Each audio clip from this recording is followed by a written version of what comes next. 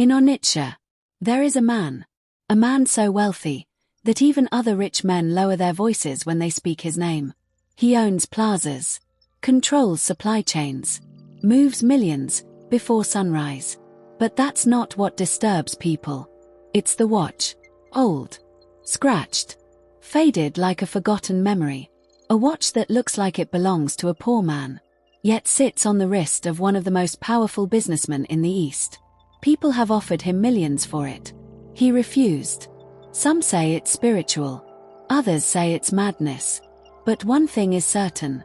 Nobody knows the truth. Until the day a young boy asked him a simple question. "Sir, why don't you ever change your watch?" The boy's name was Chinedu. Not important. Not rich. Not connected. Just another apprentice in the chaos of Onitsha main market. But Chinedu had something rare. He observed. While others saw money, he saw patterns.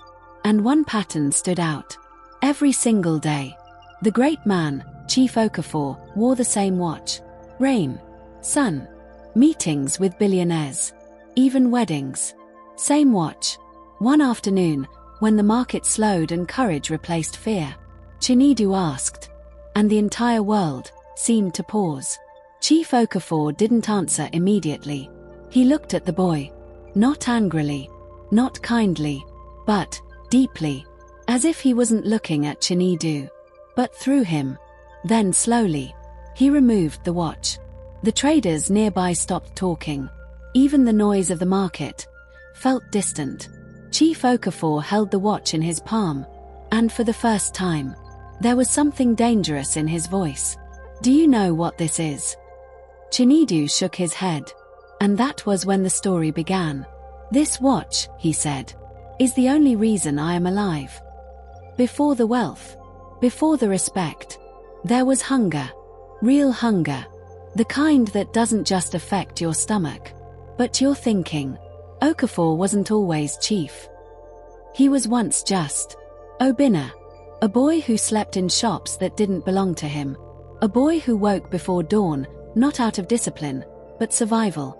No father, no connections, no safety net, only time and desperation. One evening, after losing money he couldn't afford to lose, Obinna sat on a roadside. Broken. Not emotionally. Completely. That was the day he met the old man. No one knew where the man came from. He simply sat beside him and asked, "What are you doing with your time?" Obinna laughed bitterly. "Time? I'm trying to survive."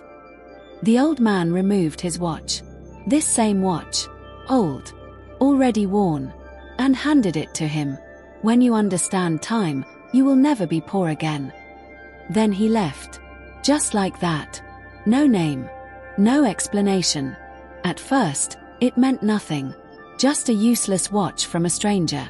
But something strange happened. Obinna began to notice time differently.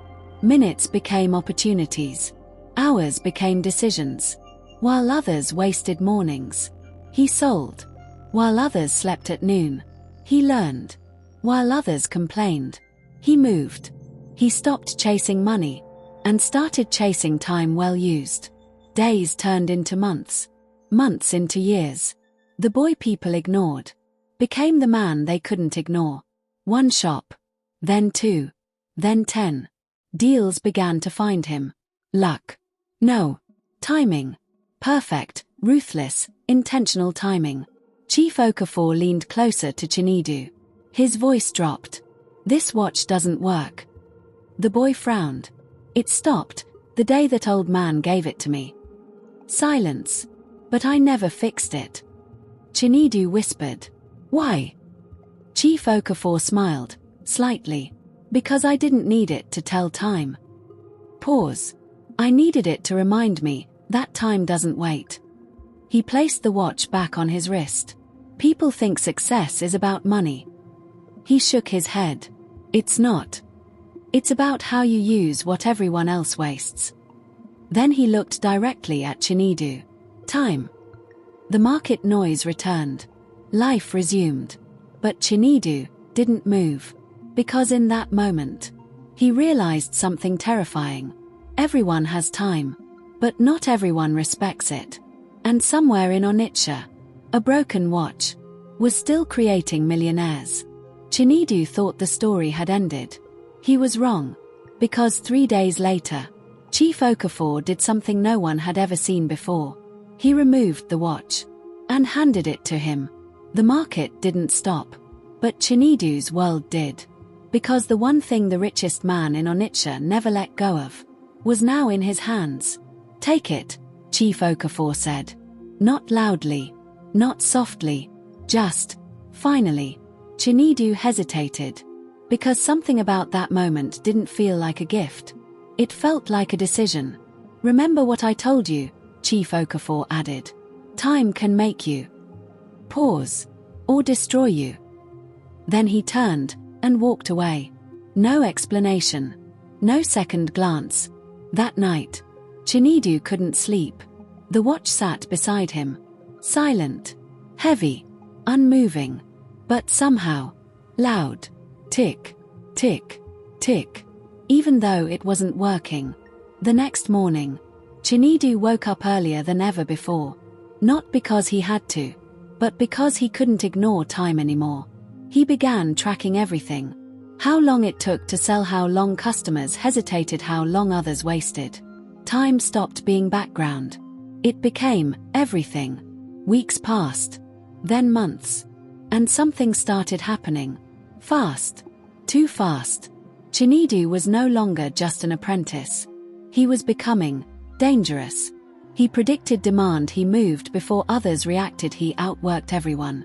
People noticed, then feared, then followed. But something else started happening. Something quieter. His friends stopped calling him, because he was always busy. His laughter became rare, because joy took time. Even food became secondary, because eating slowed him down. One evening, his closest friend, Emeka, confronted him. "You've changed." Chinedu didn't look up. "I've improved." Emeka shook his head. "No, you've disappeared." Silence. "That thing you're chasing, it's taking you." Chinedu finally looked at him. Cold, focused, unrecognizable. "Then you're too slow to understand it."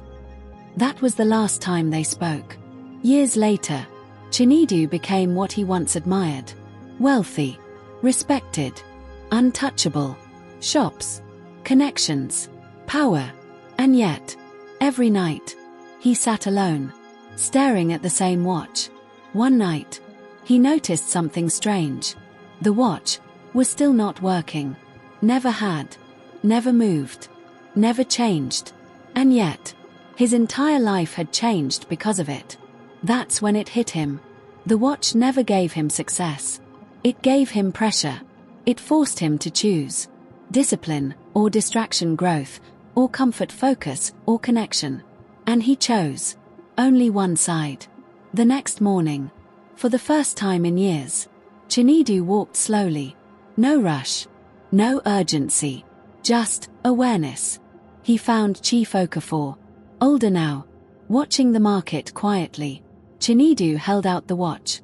"Take it back." Chief Okafor didn't move. "Why?" Chinedu swallowed. "Because I understand now." Pause. It doesn't control time. It reveals who we become chasing it.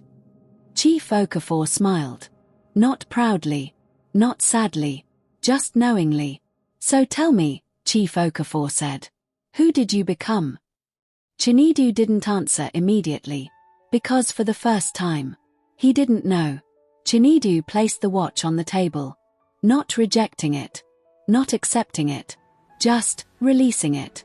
Some people chase money, others chase time, but the dangerous ones are the ones who forget what they're losing while chasing both. If you believe stories still carry fire, if you believe wisdom survives in whispers, then like, subscribe, and share, so this flame never dies.